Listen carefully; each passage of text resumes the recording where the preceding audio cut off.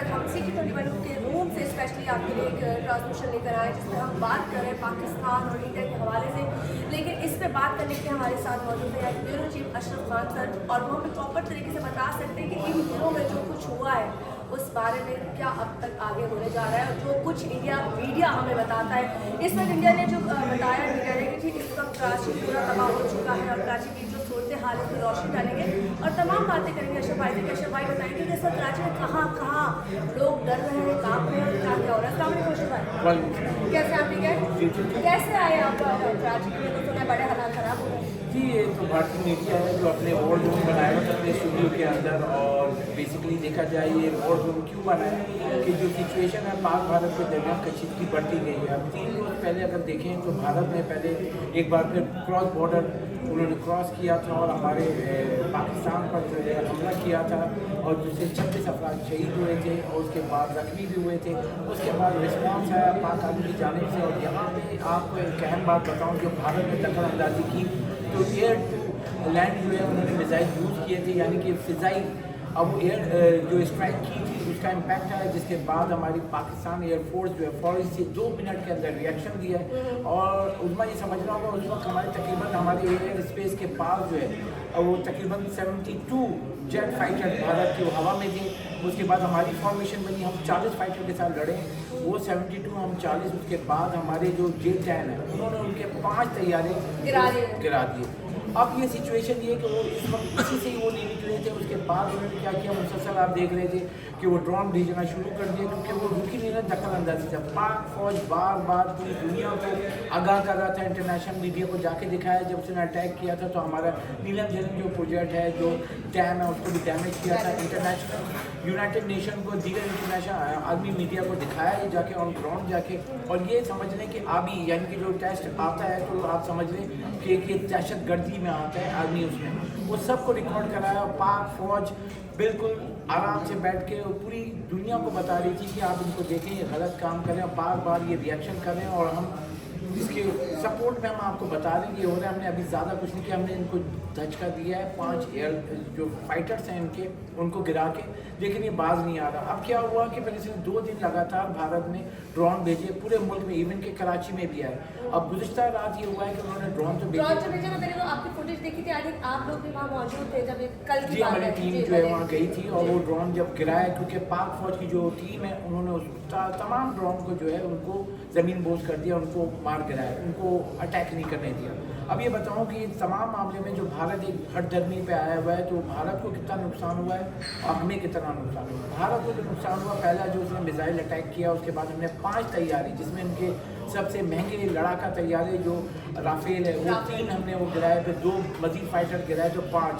इसके अलावा अगर देखा जाए जब वो हमारे ऊपर आए तो आप वो देखें, राफेल जो फ्रांस की कंपनी थी और महंगा तरीन फाइटर प्लेन इंडिया ने खरीदा था, वो हमने गिराया, तो उनके भी शेयर्स गिर गए। अब वो भी ये कह रहे हैं कि कैसे गिरे, क्या हुए, क्योंकि हमारा 4.5 जनरेशन का ही लड़ाका तैयारा था, ये गिर गया, तो कंसर्न था। इसके बाद क्या हुआ कि उन्होंने अपने जो इसराइली ड्रोन जो है वो भेजे। अब आप सोचे कि 3 दिन में टोटल 100 इसराइली ड्रोन को हम लोगों ने ज़मीन बोझ किया, यानी कि ख़त्म कर दिया उसको।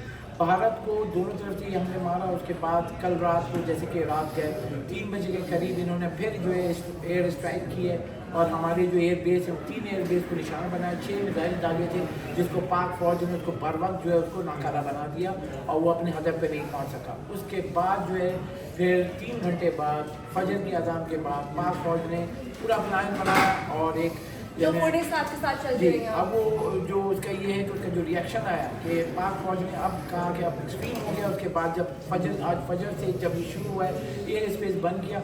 और उस वक्त यहाँ पे हम बताऊँ कि सबसे बुनियादी वजह जो दुनिया में लोग बैठे हुए उनको ये बताना ज़रूरी है, हमारा एयर स्पेस खुला हुआ था, भारत के लिए हमारा एयर स्पेस बंद था। एयर स्पेस खुलने का मतलब ये जो कमर्शियल फ्लाइट्स हैं, पैसेंजर प्लेन, वो हवा में थे जब इन्होंने रॉकेट मारे। और जब ये मिसाइल आए हैं तो उसके बाद पाक फौज ने ये 3 घंटे का टाइम दिया, एयर स्पेस बंद किया और एयर स्पेस बंद करने के बाद फिर स्ट्राइक मारी है। और स्ट्राइक मारी तो ऐसा जवाब दिया है कि वो जिंदगी भर याद रखें। अब ये है कि जब हमने एयर स्ट्राइक मारी तो इसमें ये उन्होंने ज़मीन लैंड टू लैंड में हमने मिसाइल मारे हैं, उनके हदफ को निशाना बनाया, क्योंकि जहाँ जहाँ से उन्होंने मिसाइल दागे थे हमने उन तमाम एयर बेस को उड़ा दिया। और उसके बाद सबसे अहम बात JF-103 जो है वो उड़ा। उसने उड़ान भरी और भारत का सबसे बड़ा एयर डिफेंस सिस्टम, सबसे महंगा, जो कि रशियन मेड है, दुनिया में उसको माना जाता है कि जहाज उससे बच नहीं सकता है। $1.5 अरब मालियत का वो जो एयर डिफेंस सिस्टम था S-400, उसको उड़ा दिया, ठिकाने लगा दिया।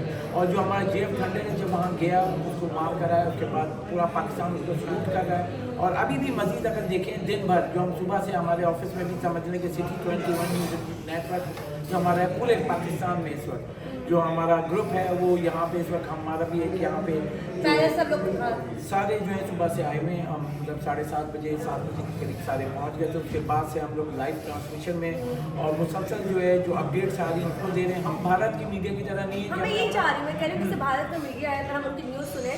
जैसे मैं रात को सुन रही थी, तो मैं रात को सुनते हुए मुझे हंसी आ रही थी कि कार्टून नेटवर्क लगा हुआ था और उसमें बताया जा रहा था कि पोर्ट कासिम में भी अटैक हो गया, इस्लामाबाद में भी अटैक हो गया। उन्होंने हमारी हर जगह को निस्तो नाबूद कर दिया था। तो ये कौन एंकर है, ये ऐसे एंकर कौन हायर करता है? वो जर्नलिस्ट नहीं कहलाएंगे, वो जैसे आपने कहा कार्टून नेटवर्क, वो यही थे कार्टून नेटवर्क, क्योंकि इनके जो अपने वॉर रूम के अंदर इन्होंने, आप यकीन करें, इतनी मालूमात रखने वाले सहाफ़ी हैं ये भारत के कि इन्होंने लाहौर में बंदरगाह बना दी, सियालकोट में बंदरगाह बना दी और कराची में दोनों पोर्ट जो KPT और पोर्ट कासिम को नाम भी नहीं पता है वैसे, इन्होंने सब खत्म कर दिया। कराची की सड़कें तबाह कर दी और इन्होंने पूरा कराची में